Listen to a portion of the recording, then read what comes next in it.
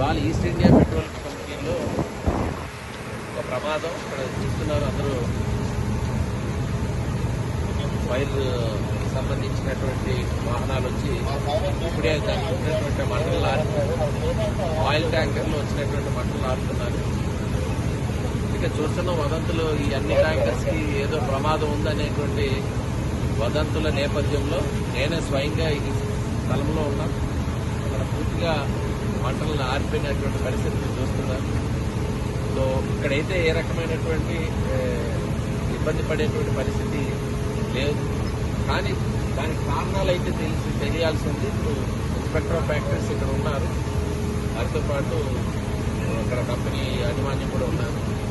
ఈ పిడుగుపాటు వల్ల జరిగింది అనేటువంటిది వారి కథనం, దాని వాస్తవాలు ఏంటనేది తెలియాలి.